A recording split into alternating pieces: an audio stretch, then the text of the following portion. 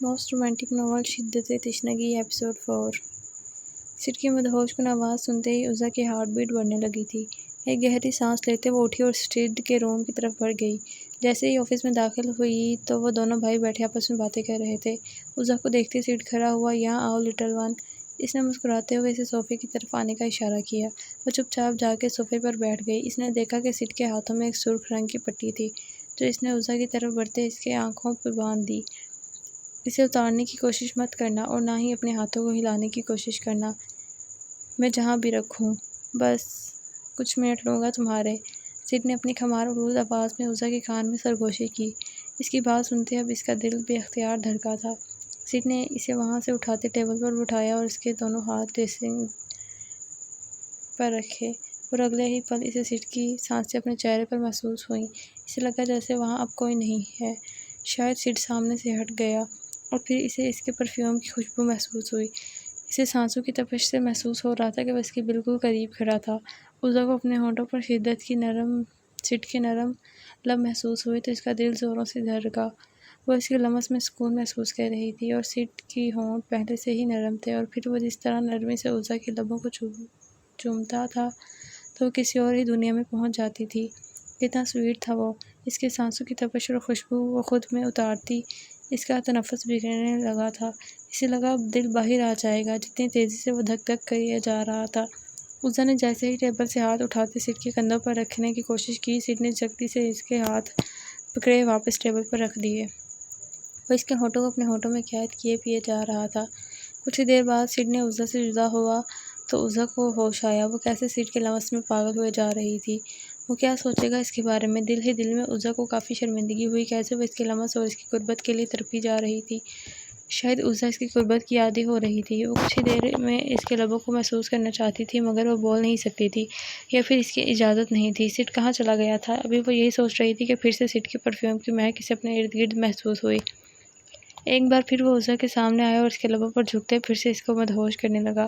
عزا کو سمجھ نہیں آئی وہ اس سے کوئی گیم کھیل رہا ہے۔ اس کی آنکھوں پر تو پٹی بندھی ہوئی تھی۔ وہ نہیں دیکھ پا رہی تھی مگر محسوس کر سکتی تھی۔ مگر اس مرتبہ اس کے لمس میں نرمی کے بجائے شدت تھی۔ سٹ کے ہاتھ اس کے بالوں پر نرمی سے گردش کر رہے تھے جس کی وجہ سے اس کو سکون محسوس ہوا مگر اس کے لمس میں نرمی کے بجائے اچانک شدت آنا اسے کچھ عجیب سا لگا۔ اسے سمجھ نہیں آ رہی تھی کہ سٹ کا ہاتھ بالوں میں ہوتے ہوئے اس کی کمر کے گرد گیا، اس کی کمر کو نرمی سے سہلاتا، اس کی کمر کے گرد اپنے بازوؤں کا حصار بنا کر اسے اپنی طرف کھینچتا تو اس کے سینے سے جا لگی۔ عزا کو اپنے کمر کے گرد اس کا سخت حصار محسوس کر کے گھبراہٹ ہونے لگی تھی۔ تنفس تو پہلے ہی اس کا بگڑا ہوا تھا۔ کچھ دیر مزید اس کے ہونٹوں کو چومتے ہوئے اس کے گال پر بوسہ دیتے پیچھے ہوا اور عزا کی آنکھوں سے پٹی اتار کر وہ اپنے سامنے کھڑا خوش نظر سے اسے دیکھ رہا تھا۔ وہ عجیب سی کشمکش کا شکار تھی۔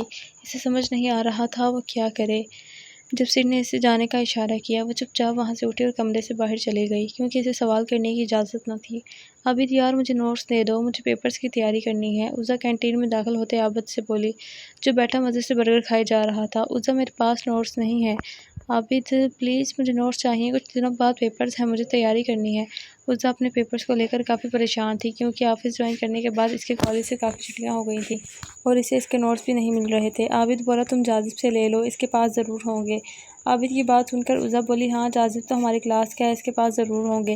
عزا جازب کے پاس گئی ہیلو جازب مجھے نوٹس چاہئیں، کیا مجھے مل سکتے ہیں؟ میں ڈپلیکیٹ کروا کر تمہیں واپس کر دوں گی۔ پلیز میرے پاس نوٹس نہیں ہیں اور مجھے پیپرز کی تیاری کرنی ہے، پلیز تم میری ہیلپ کر سکتے ہو کیا؟ جازب بولا ہاں کیوں نہیں، میری گاڑی میں ہوں گے، آؤ تمہیں دیتا ہوں۔ جازب یہ کہہ کر اپنی گاڑی کی طرف چلا گیا۔ عزا بھی اس کے ساتھ اس کی گاڑی کی طرف گئی۔ جازب نے اپنی گاڑی میں دیکھا عزا اس میں تو فائنل ایئر کے نوٹس نہیں ہیں۔ میں وہ کچھ پیپرز کو دیکھتے ہوئے بولا لگتا ہے گھر رہ گئے ہیں۔ عزا جازب کی بات سن کر پریشان ہو گئی تھی۔ اسے آج ہی نوٹس چاہیے تھے کیونکہ اس کی کلاسز کافی مس ہو چکی تھیں اور جاب کی وجہ سے وہ پراپر ٹائم نہیں دے پا رہی تھی۔ اگر تمہیں آج ہی نوٹس چاہیے تو ٹھیک ہے، تم میرے ساتھ میرے گھر چلو، وہاں میں تمہیں نوٹس دیکھ کر دے دوں گا اور پھر گھر واپس ڈراپ کر دوں گا تمہیں اگر تم چاہو۔ جازب کی بات سن کر عزا نے سر اس بات میں ہلایا کیونکہ اسے ہر حال میں نوٹس چاہیے تھے۔ جازب نے اس کے لیے گاڑی کا دروازہ کھولا۔ عزا نے سیٹ پر بیٹھ کر ایک گہری سانس لی۔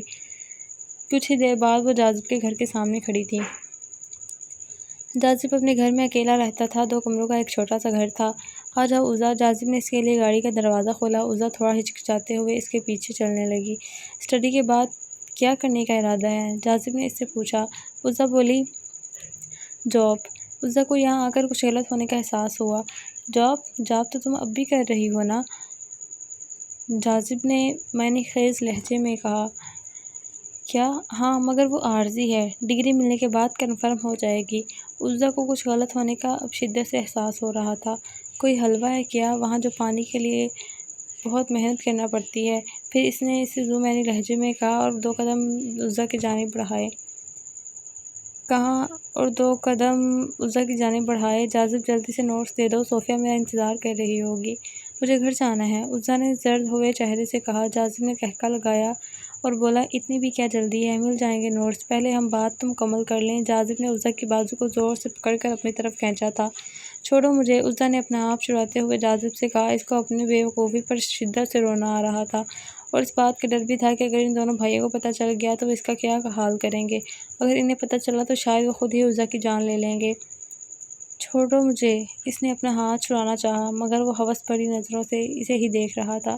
اس نے اسے دھکا دیا تو جاذب لڑکھڑا کر پیچھے ہوا مگر اس نے عزا کے بازو کو پکڑنا چاہا جس سے عزا کی شرٹ کندھے سے پھٹ گئی تھی۔ عزا اس کے ہاتھ نہ آئی۔ عزا جلدی سے گھر سے باہر نکلی اور اندھا دھند بھاگنا شروع کر دیا۔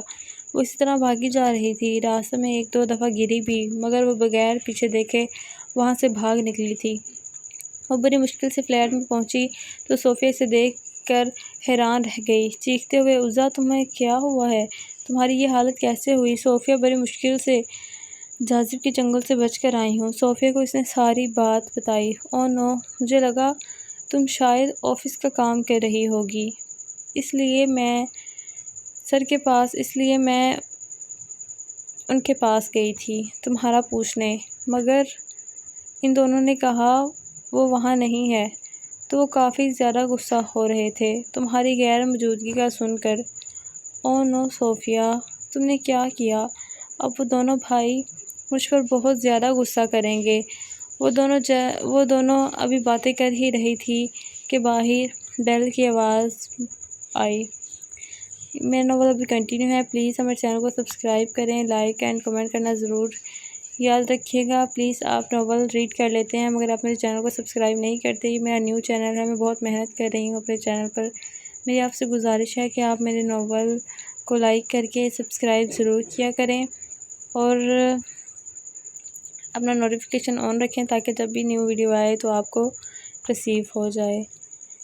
سبسکرائب کرنا مت بھولیے گا۔ اللہ حافظ۔